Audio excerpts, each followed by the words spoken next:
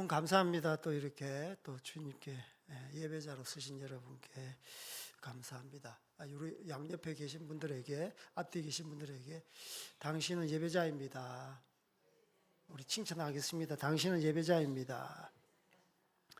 예, 당신들은 예배자입니다.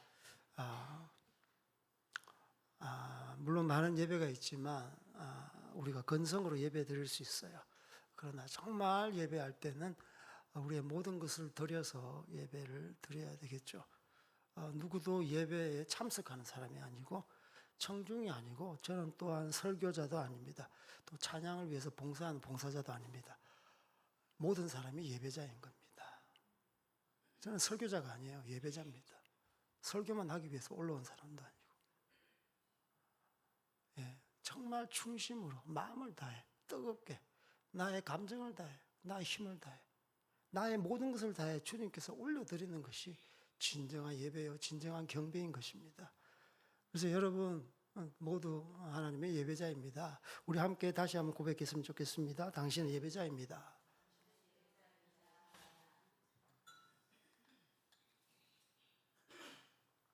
오늘 주님께서 저희들에게 주신 말씀 우리 마태복음 보겠습니다. 신약성경 마태복음 6장 5절로 15절 말씀입니다. 마태복음 6장 5절로 15절 말씀입니다. 잠깐 우리에게 또 광고 말씀드리겠습니다.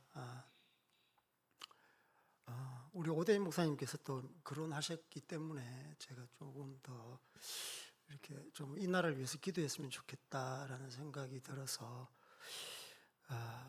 요즘 뭐 그 인사청문회도 하고 막 그러잖아요. 그 안창호 인권 위원장 인사청문회를 하는데 진짜 그 이념 전쟁이더라고요. 예, 막 체제 전쟁, 그 상식과 비상식 그런 어떤 갈등, 그 교회와 세상의 갈등, 이러한 것들이 막 이렇게 번쩍번쩍 생각이 났습니다. 인사청문회를 쭉 보니까 국회의원이 이렇게 막 질의하고 막 거의 문책하다시피 사람을 몰아세우던데 이성희 국회의원이 있습니다. 또 천하람이라는 국회의원이 있습니다. 막 창조과학, 창조론이 아니죠. 우리는 그건 이론이니까 막 진화론, 그건 진화론 입장에서 막 지구의 나이가 어떻게 되냐, 어떻게 그런 구시대적인 사고방식으로 이렇게 인권위원회 위원장 막 인신공격을 하면서 당신은 탈레반 같다, 탈레반이다 막 그러더라고요. 탈레반이에요. 이슬람, 극단 이슬람, 아프가니스탄 탈레반이 정권을 잡고 있잖아요. 탈레반이 어떤 자들입니까? 그냥 이슬람의 그 법과 그들의 규율에 위배되지, 샤리아법이 있잖아요. 위배되면 그냥 공개 처형하고요. 여자들의 인권이 어디 있습니까? 아니 무지막지한 그런 테러리스트잖아요. 그러니까 우리의 그 창조 과학을 이야기하니까 막 테러리스트 이렇게 몰아붙이더라고요. 그 이성회라는 이 사람의 배경을 이렇게 쭉 설명을 하는데 이 사람이 그 MDB까지 하셨어요. 신학 공부도 하셨어요. 기독교 집안이에요. 자기는 또 하나님의 그 헌신한답시고 MDB까지 이렇게 공부를 하셨고, 또 천하람이라는 이 사람은 아버님이 목사님이시고, 천하람 이름에서 약간 좀 느끼는 게 있잖아요.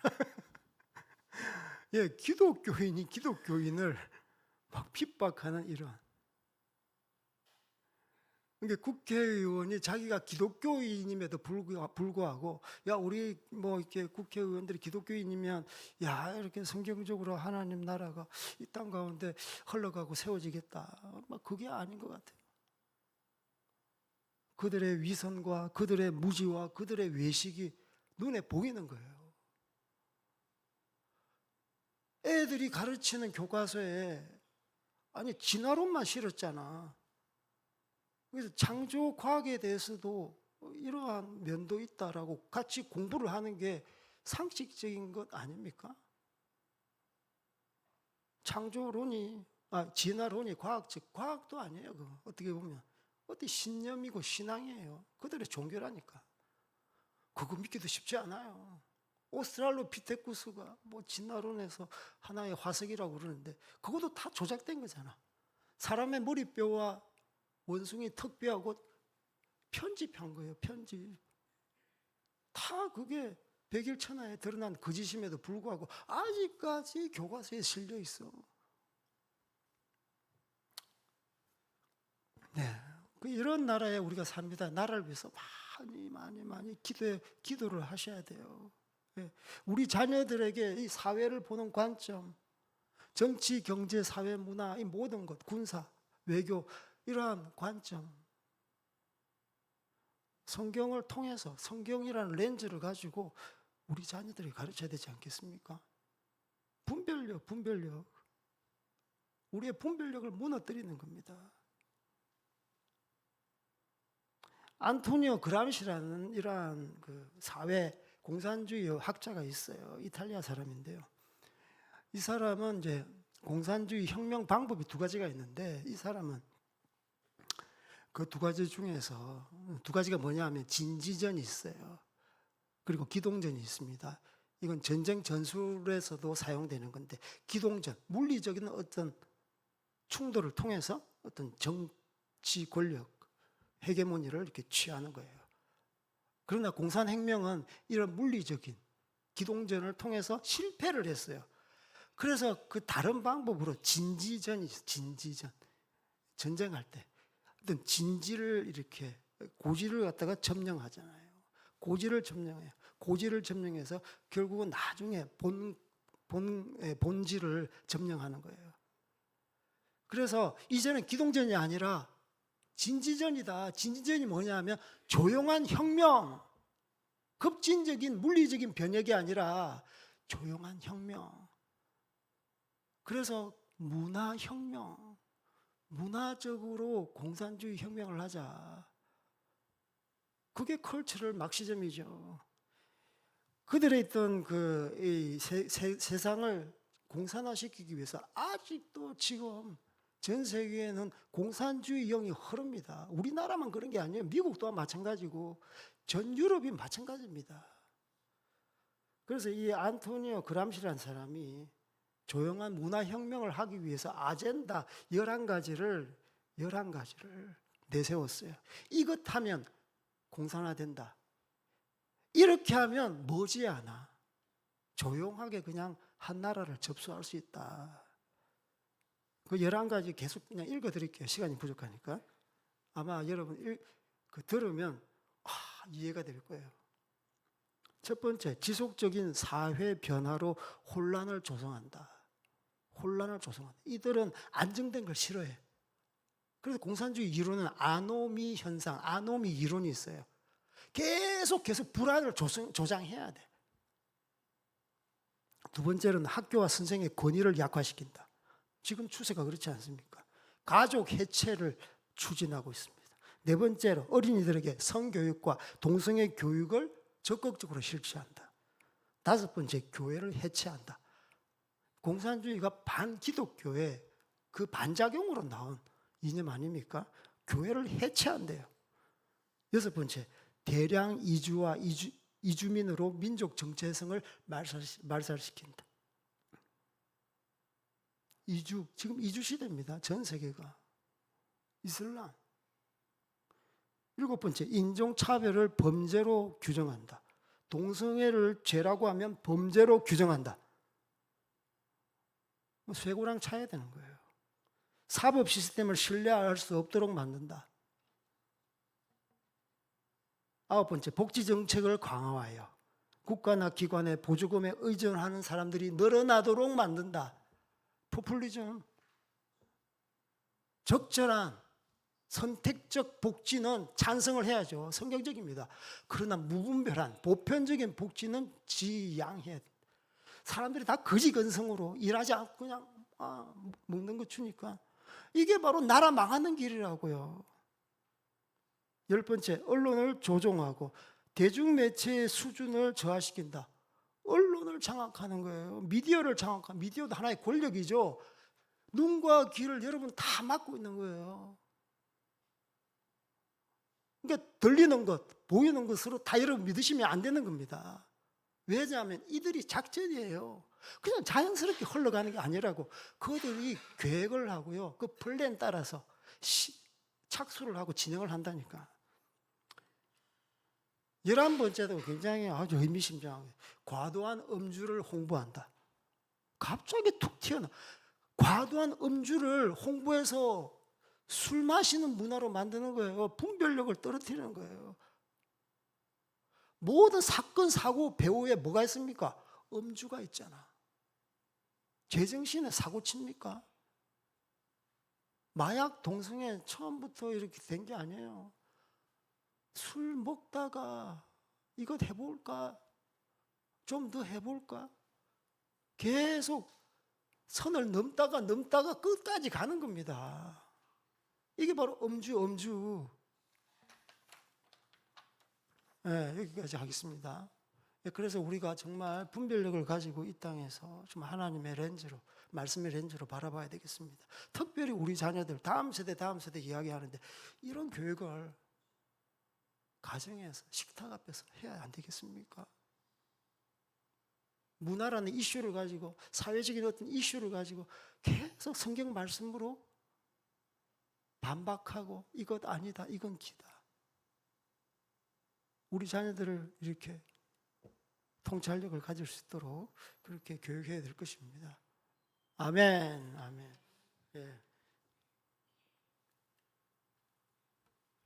자, 오늘 말씀 보겠습니다. 우리 교독하겠습니다.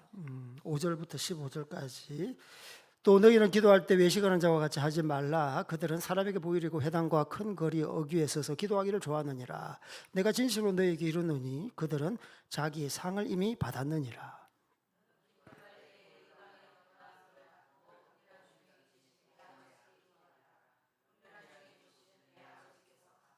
또 기도할 때 이방인과 같이 중언부언하지 말라. 그들은 말을 많이 하여 들으실 줄 생각하느니라.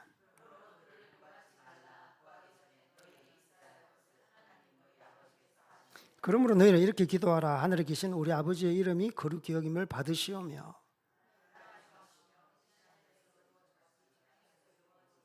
오늘 우리에게 일용할 양식을 주시옵고 우리를 시험에 들게 하지 마시옵고 다만 악에서 구하시옵소서. 나라와 권세와 영광이 아버지께 영원히 있사옵나이다. 아멘.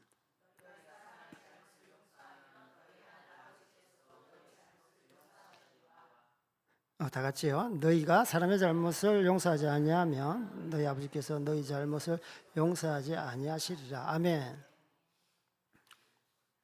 네, 기도할 때에 이렇게 3회가 반복됩니다. 5절, 6절, 7절 기도에 대해서 예수님께서 또한 주기도문으로 우리에게 가르치죠. 여러분 기도할 때 내가 잘 기도하고 있나? 검증하려면 이 말씀으로 싹 돌아오시면 됩니다. 내가 성경적인 방법으로 기도하고 있나? 그러면 이 말씀으로 싹 돌아오시면 돼요. 아시겠습니까? 기도가 막 자기 마음대로 기도할 수 있어요. 많이 한다고 좋은 게 아니고 바로 기도해야 되겠죠. 그래서 기도의 중요성은 너무나 큽니다. 그렇죠? 아무리 강조해도 지나친 말이 아니죠. 기독교 하면 기도죠. 모든 종교 또한 마찬가지입니다. 한국교회 위기가 무엇입니까? 바로 핵심 포인트가 기도예요. 기도하는 교회가 기도하지 않아. 한국이 기도를 하지 않아. 기도의 쇠락이 곧 한국교회의 쇠퇴라고 볼 수 있습니다. 왜냐하면 살만하니까. 기도 안 해도 하나님 없어도 살만하니까.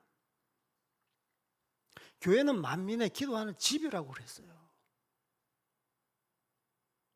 기도는요, 교회는 기도 소리가 울려 퍼져야 되는 거죠.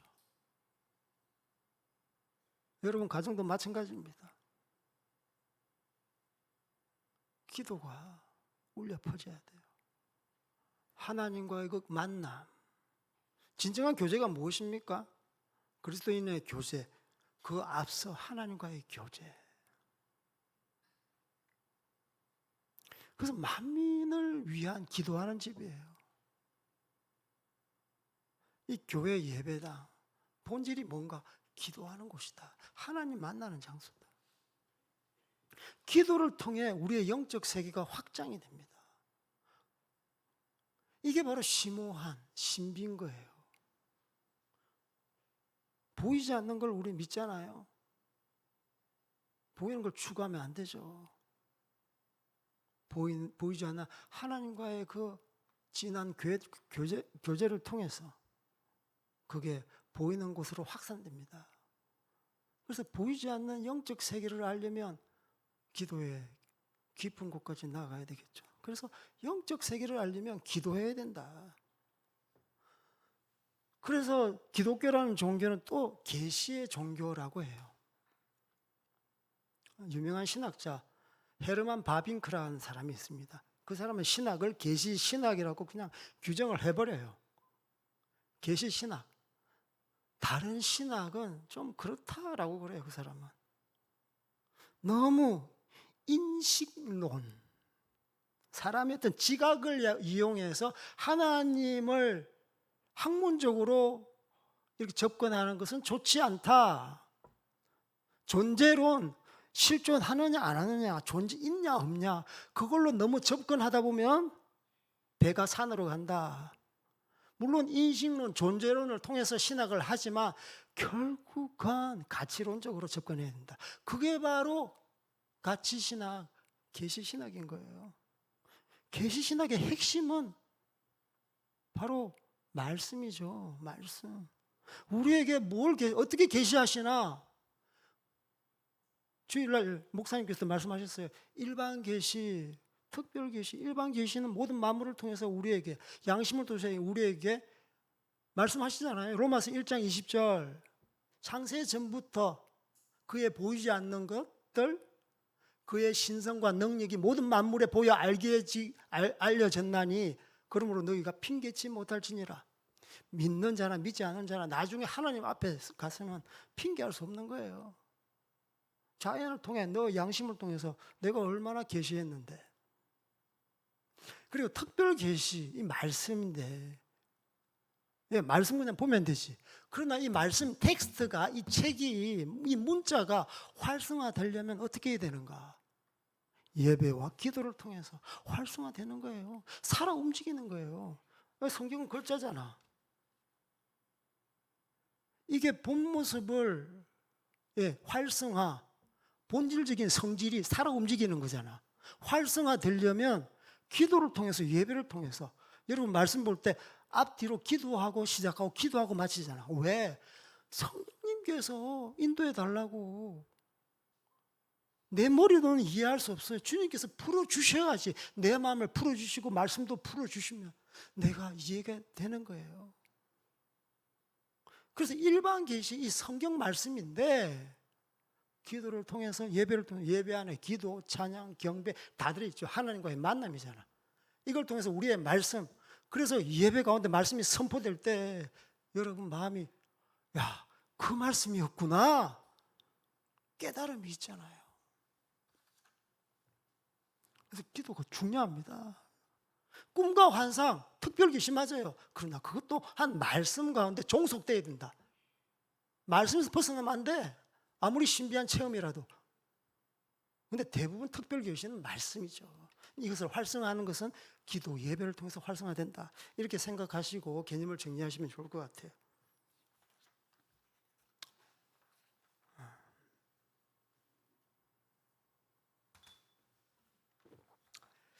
제가 너무 이렇게 엄숙하게 이렇게 설교를 해서 좀 웃는 모습을 좀 보여드려야 돼요. 제 설교문에 항상 좀 웃으라고 웃는 걸 그림을 그렸어요. 아까 찬양할 때 참 좋았어요. 저는 가사가 너무 좋았어요. 하늘의 것을 구하면 산다.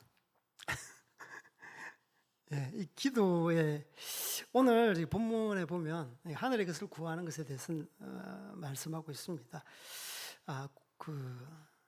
5절부터 15절까지인데요. 5절에서 8절까지는 어떤 내용이냐면 기도의 자세, 기도의 태도, 기도의 장소, 기도의 어떤 태도에 대해서 말씀하고 있고요. 9절부터 마지막 15절까지는 기도의 교훈, 가르침에 대해서 말씀하고 있습니다. 먼저 기도의 자세, 기도의 태도, 기도의 장소, 기도의 태도에 보면 5절에서 8절까지 이것 하지 말고 이렇게 해라. 기도할 때 어떻게? 외식 기도하지 마라. 중언부언 기도하지 마라.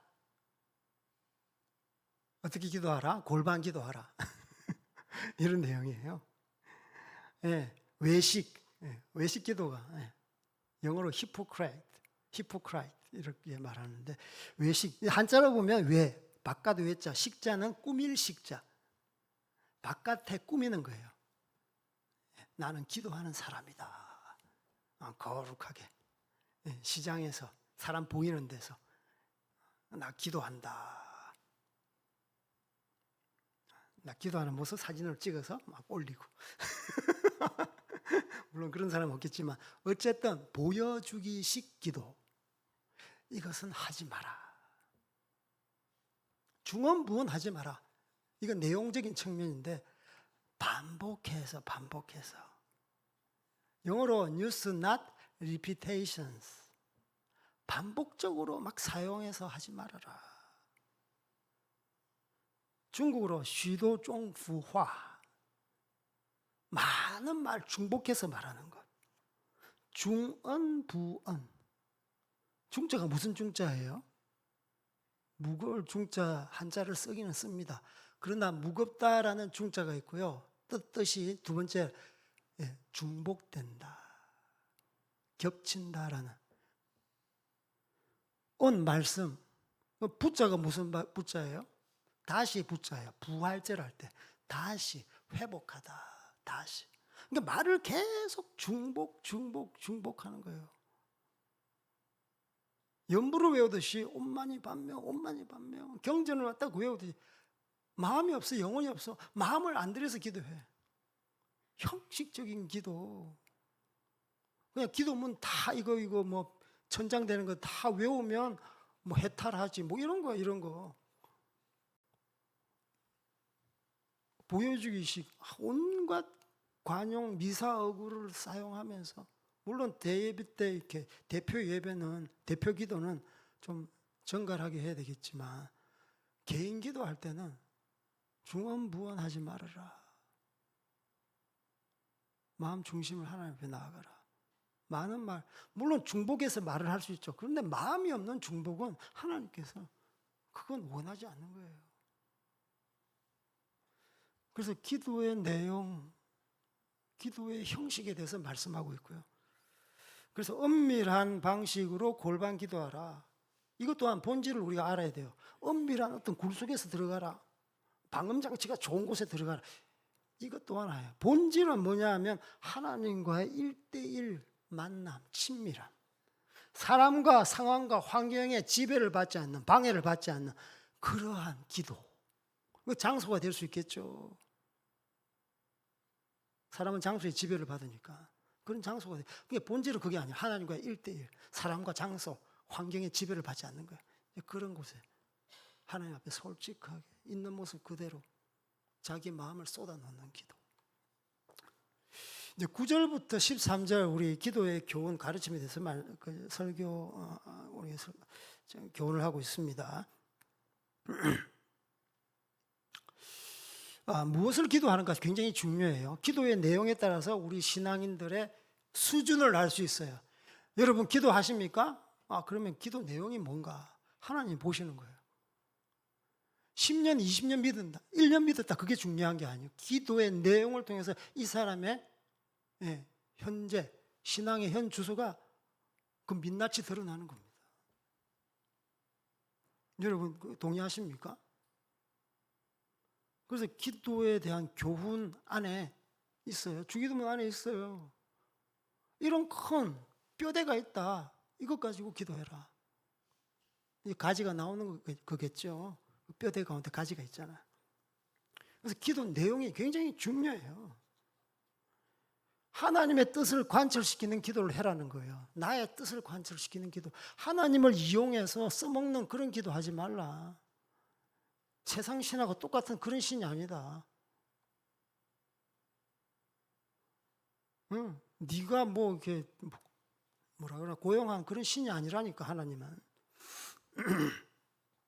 자, 10절 우리 다 같이 시작. 나라가 임하시오며 뜻이 하늘에서 이루어진 것 같이 땅에서 이루어지이다. 하나님 나라가 임하소서 이렇게 기도하라는 거예요. 하나님 나라 임하소서. 아멘. 우리 다 같이 하나님 나라가 임하소서.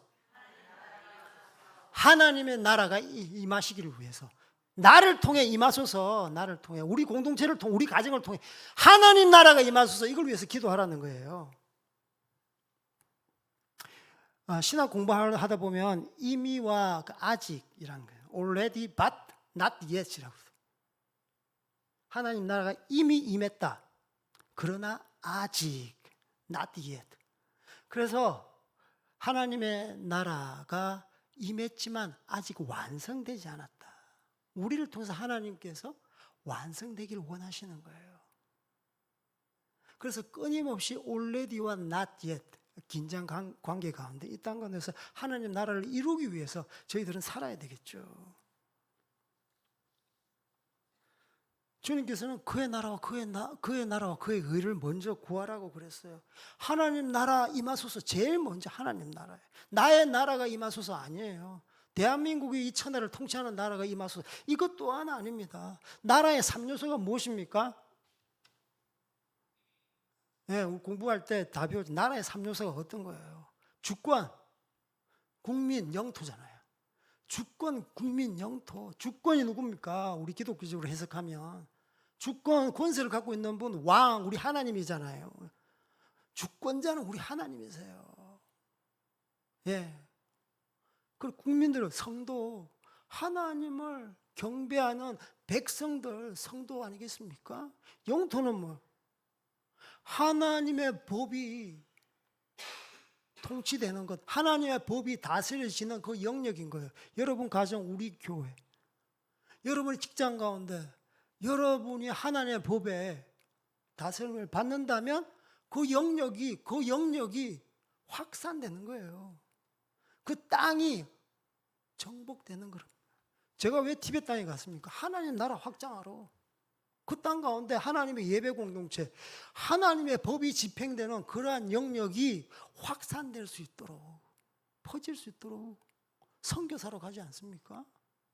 세상 나라였다가 이 나라 이민족 가운데 순교자의 피를 통해서 하나님의 나라가 이 조선 땅에 확산됐잖아요. 그래서 하나님의 나라, 늘 하나님 나라면 여러분 생각하면 가슴이 벅차올라야 돼. 가슴이 벅차올라야 된다니까. 그래서 이 주기도 뭐 하나님 예수님께서 가르치신 기도를 보면 주제가 하나님 나라예요. 하나님 나라 이루소서. 맨 마지막에는 그 나라와 권세와 영광이 세세 영원토록 있을지어다 이렇게 하잖아요. 앞뒤 수미상관이 하나님 나라로 시작해서 하나님 나라로 끝나는 거예요. 우리의 기도 중심은 하나님 나라다. 아멘. 하나님 나라를 세워가는 여러분들 다 되길 주님을 축복합니다. 두 번째로는요, 날마다 일용할 양식을 주소서. 우리 다 같이 날마다 일용할 양식을 주소서. 11절에 보니까 오늘 우리에게 일용할 양식을 주십시오라고 기도하고 있습니다. 예수님께서 우리에게 가르쳤어요. 이걸 우리가 좀 잘 해석해야 됩니다. 잘 해석해야 돼요. 주기도면 막 그냥 외우다시피 하는데 아무 생각 없이 외우잖아요. 저도 뭐 예전에는 뭐 그냥 아무 생각 없이 했죠. 제가 하나님에 헌신하고 나서 쭉 성경 공부를 하다 보니까 말씀을 더 깊이 알다 보니까 많은 착오가 있었어요. 뭐 이런 설교도 들었을 거예요. 우리의 필요, 세상적인 필요.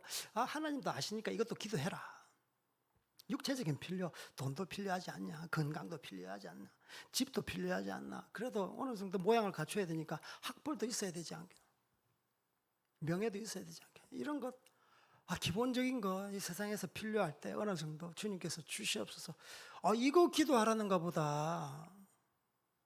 그런데 성경을 쭉 파다 보면 그게 정답이 아니라는 거. 물론 세상적인 필요를 위해서 기도하지 말라는 말은 아닙니다. 근데 본질 뜻이 아니라니까요. 그게 본질이 아니라니까요. 주기도문은 세상적인 필요가 세상 나라를 위한다면 주기도문 주제는요, 하나님 나라를 그랬잖아요. 어떻게 보면 나의 필요를 계속 구하는 나의 나라가 확장되는 거예요. 그래서 하나님 나라와 어떤 주제와 좀 배치되는 느낌이 없지 않아 있습니다. 그리고 더 설득력이 있는 것은 예수님의 말씀, 오늘 6장을 쭉 읽다 보면 알 수가 있어요. 세상적인 필요를 구하는 것이 아니구나.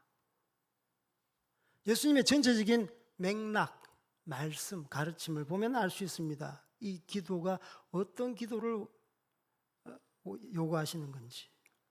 그 뒤에 보면 하나님과 재물을 겸하여 섬길 수 없다라고 했어요. 하나님과 세상적인 필요 중에서 가장 핵심이 되는 게 재물이잖아요. 하나님과 재물을 겸하여 섬길 수 없다. 그리고 그 뒤에는 더 심도 있게 우리에게 말씀하고 있습니다. 믿음이 없는 자들아, 세상적인 필요를 구하는 자에게 믿음이 없는 자들아라고 그냥 따끔하게 일침을 가합니다. 목숨을 위해서 무엇을 먹을까, 무엇을 마실까, 무엇을 입을까 염려하지 마라. 이건 다 어떤 사람들이 구하는 것이다? 이방인들이 구하는 것이다. 그러므로 너희는 먼저 그의 나라와 그의 의를 구하라. 그리하면 이 모든 필요를 너희에게 채우겠다.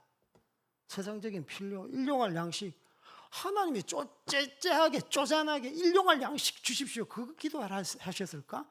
넉넉하고 풍성하게 그냥 10년치 양식 그냥 채워주시면 얼마나, 그렇게 기도해야 되지 않겠습니까? 쪼잔하게 일용할 양식 주세요. 내용은 그게 아니라는 거예요. 그의 나라와 그의 의를 구할 때 여러분의 일용할 양식뿐만 아니라 모든 필요를 채우시겠다. 전체적인 맥락이 그래요. 그래서 일용할 양식, 그러면 일용할 양식이 뭘까? 이때는 신약 성경이 없었어요. 예수님께서는 유대인들에게, 예수님을 따르는 자들에게 구약적인 배경을 사용해서 이 기도문을 가르친 거예요. 구약적인 배경이 뭘까요? 그러면 우리가 찾아봐야 되겠죠? 출애굽기 14장 6절에 보면 나와 있어요. 제가 읽을게요.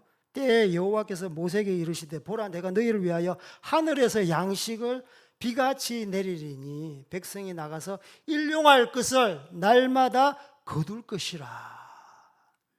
일용할 것, 일용할 양식이죠. 먹는 것, 하늘에서 내려온 어떤 양식이 있어요. 퀴즈 내겠습니다. 여기서 일용할 것이 무엇입니까? 1번 다시마,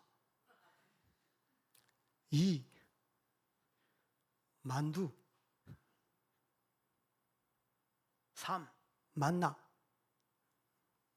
뭐예요? 딩동댕. 만나. 하늘에서 내려온 양식. 그래서 하늘에서 내려온 이 양식에 대해서 물론 먹는 거예요. 모세는 이 만나에 대해서 재해석을 합니다. 재해석을 해요. 신명기 8장 3절 모세 설교에서 너를 낮추시며 너로 줄이게 하시며 또 너도 알지 못하며 내 열조도 알지 못하던 만나를 내게 먹이신 것은 사람이 떡으로만 사는 것이 아니요 여호와의 입에서 나오는 모든 말씀으로 사는 줄을 너로 알게 하려 하심이라. 아멘. 예, 하늘로서 내려온 양식 이 만나를 여호와의 말씀으로 말씀하고 있습니다. 예수님 또한 똑같이 말했어요. 마태복음 4장 4절 사탄에게 40일 금식기도 하고 나서 돌이 떡덩이 되게 하라. 그럴 때 이 말씀을 인용하셨다니까. 사람이 떡으로만 살 것이 아니요 하나님의 입에서 나오는 모든 말씀으로 산다. 그러면 답이 나왔죠. 여기서 일용할 양식이 무엇입니까? 생명의 떡이 되신 예수 그리스도를 말씀하고 있는 거예요. 일용할, 그래서 우리가 큐티 하잖아요. 묵상집 중에서 제목이 일용할 양식이란 그게 있더라고요, 예전에. 매일매일 하나님 말씀, 생명의 떡을 먹어야 되는 거예요. 예수님께서 내가 곧 생명의 떡이다. 그래서 예수님의 가르침, 성경 말씀을 매일매일 큐티하면서 먹잖아요. 이 말씀이 어떻게 됩니까? 살아 역사하고 활성화 되잖아요. 그래서 이 말씀은 유통기한, 만나의 유통기한은 며칠입니까? 일주일입니까? 3일이에요? 하루예요. 하루 지나면 썩어버려 그냥. 매일매일 하나님 살아있는 말씀을 드셔야 되는 거예요. 이게 일용할 양식입니다. 일용할 양식. 일용할 양식을 주십시오. 오늘 날마다 일용할 양식을 달라고 하나님 앞에 기도하셔요. 굉장히 성경적이고 중요한 말씀입니다.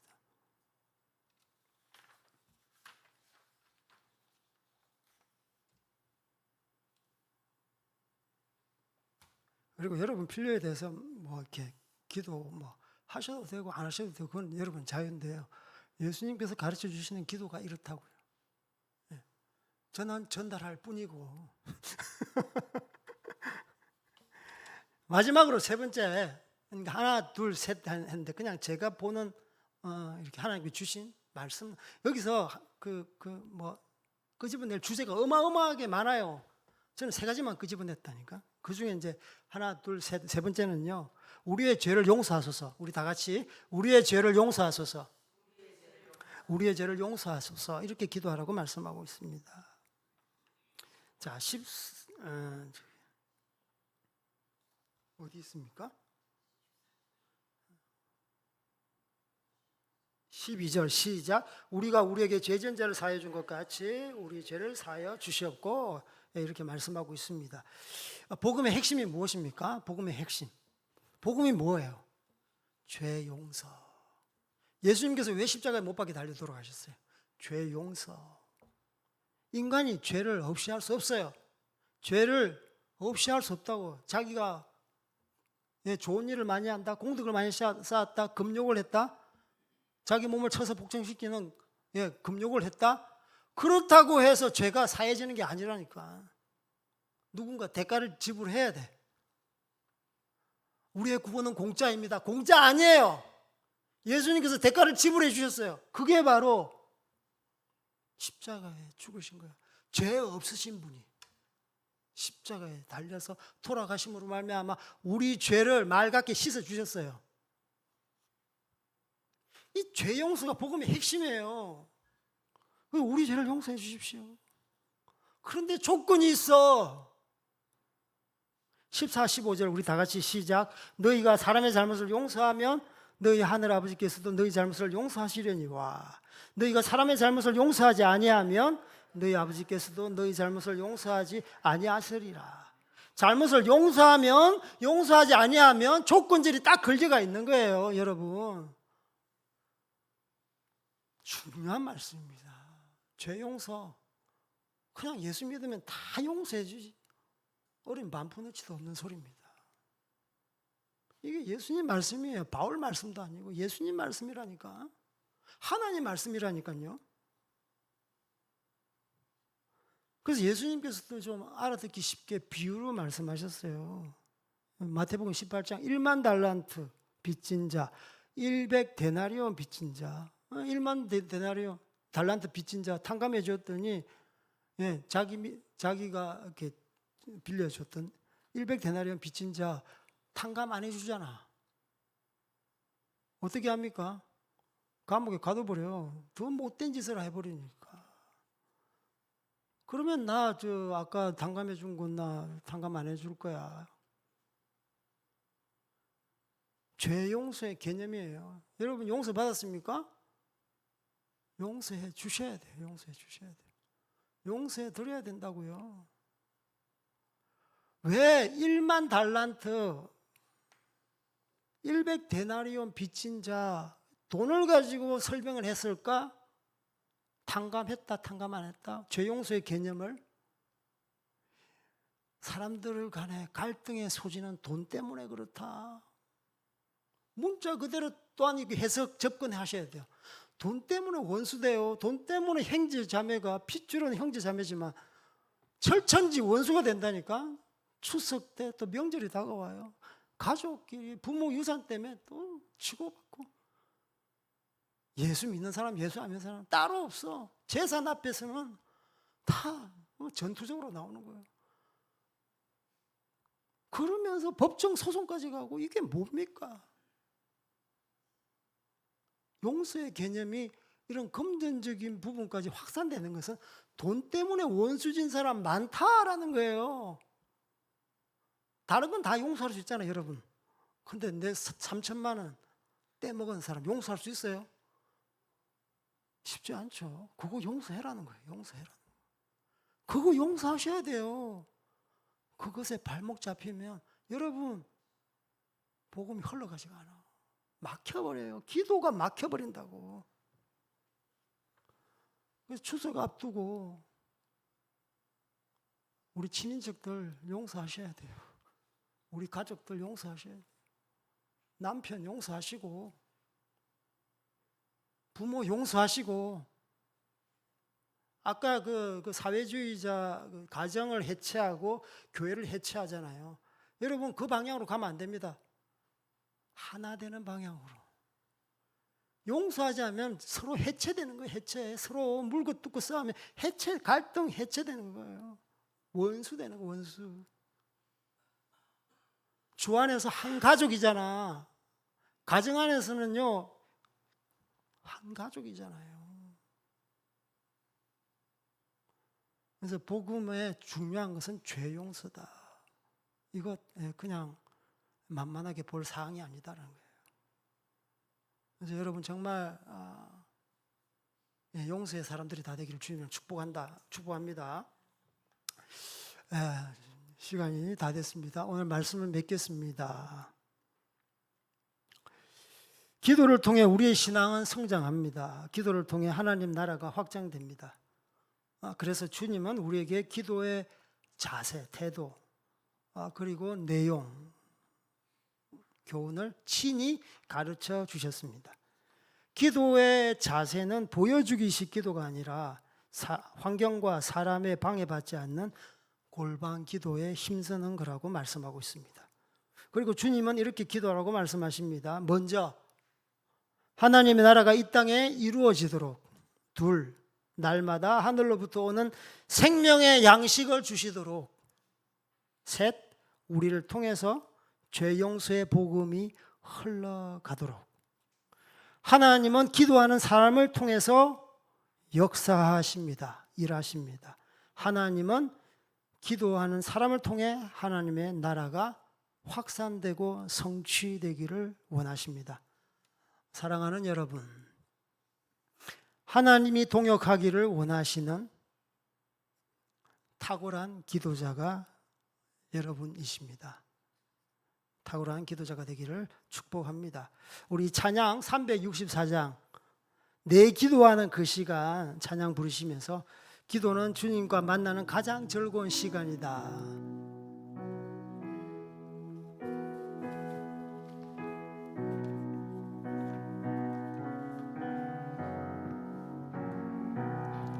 내 기도하는 그 시간, 그때가 가장 즐겁다.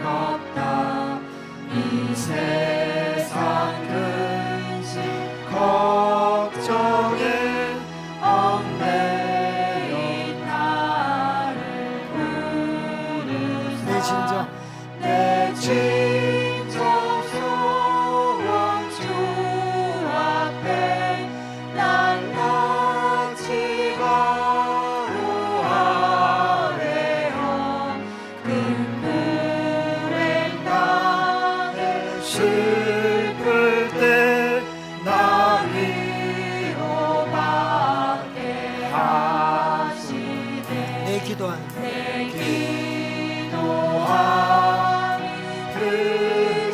내게는 가장 내게는 가장 귀하다.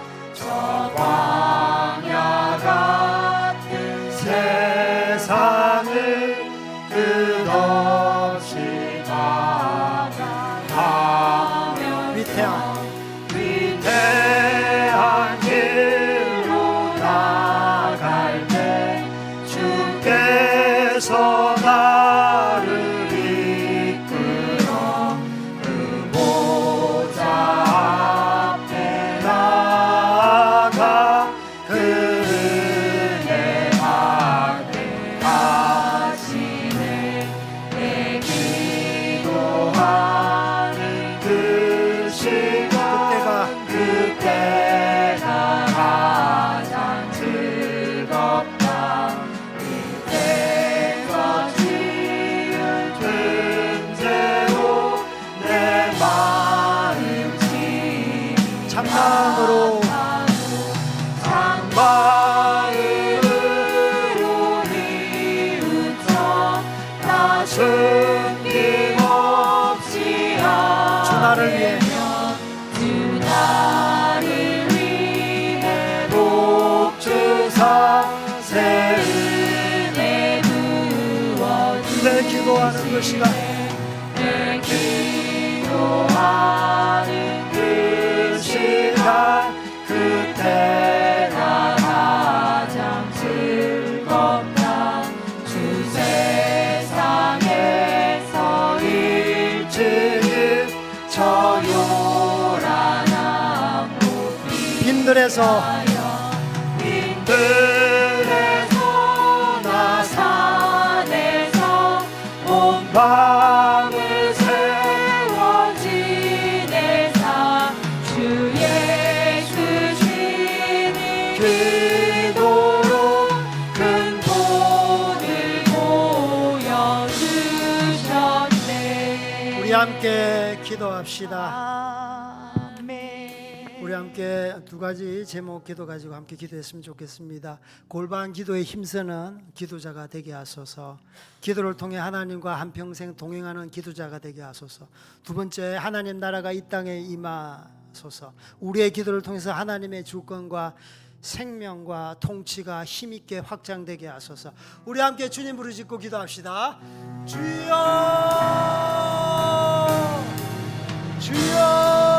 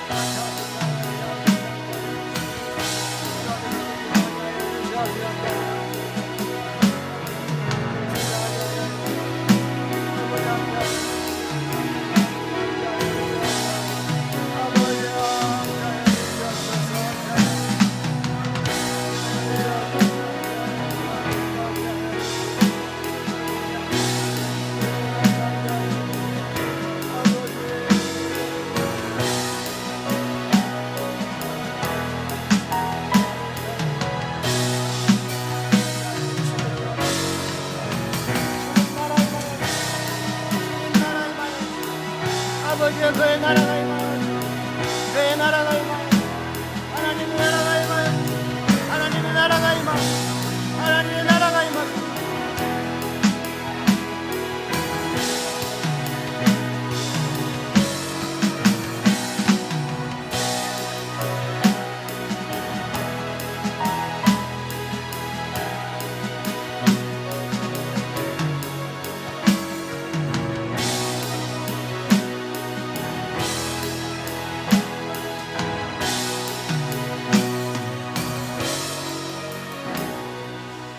하나님 아버지 감사합니다. 기도를 통해서 아버지 하나님을 알 수 있습니다. 기도를 통해서 당신의 뜻을 알 수 있습니다. 우리가 기도하는 사람들이 되기를 원합니다. 아버지 예수님의 가르침 따라 기도하는 저희들 되게 하여 주시옵소서. 우리의 태도가 아버지와 주님 앞에 반듯한 태도로 나아가게 하시고 사람 앞에 보여주기가 아니라 하나님과 독대하는 은밀한 골반 기도가 되게 하여 주시옵소서. 기도를 통해서 당신의 나라가 확장되게 하여 주시옵소서. 당신의 의가 흐르게 하여 주시옵소서. 기도를 통해서 당신의 통치 영역이 확산되게 하여 주시옵소서. 하나님 나라가 임하여 주시옵소서. 날마다 생명의 말씀을 저희들에게 나리워 주시옵소서. 우리가 정말 이웃의 죄를 용서하게 하소서. 용서의 사람 되게 하소서. 우리의 죄를 용서하소서.